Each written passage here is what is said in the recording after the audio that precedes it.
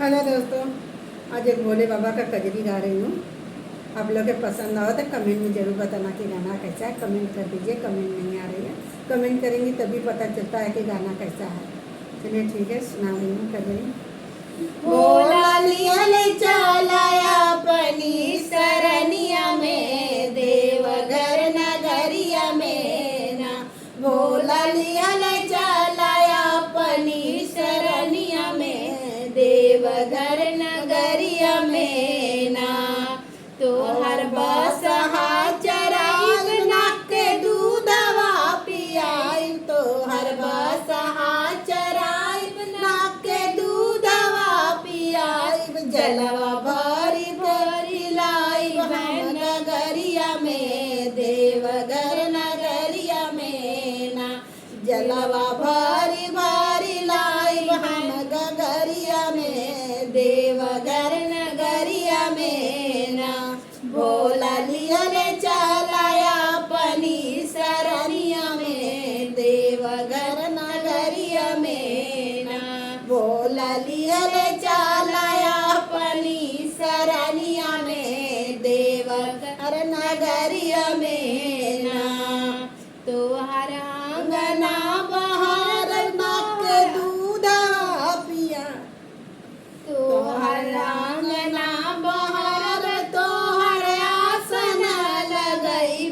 तो हर आंगना बहार तो हर आसन लगई।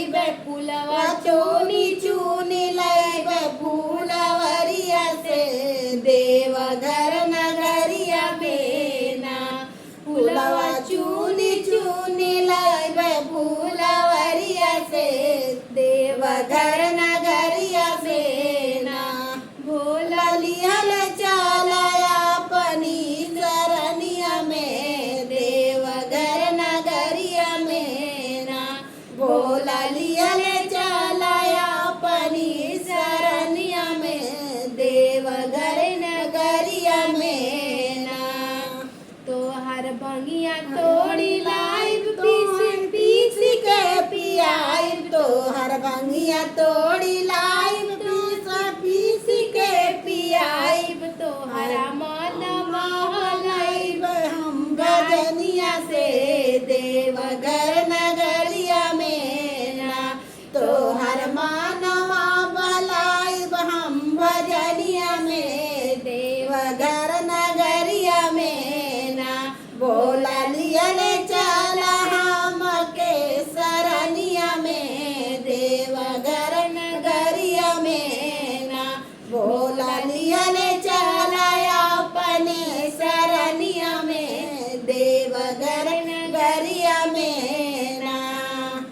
गणपति गोद में खेलाइब कार्तिक झालुआ झुलाइब। गणपति गोद में खेलाइब कार्तिक झालुआ झुलाइब। तो हर भोजना बनाइब भोर हरिया में देवघर नगरिया में ना।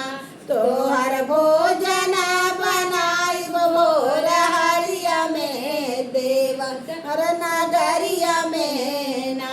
भोला लिया चलाया अपने सरनिया में देवघर नगरिया में ना। भोला लिया चलाया अपने सरनिया में देवघर नगरिया में ना।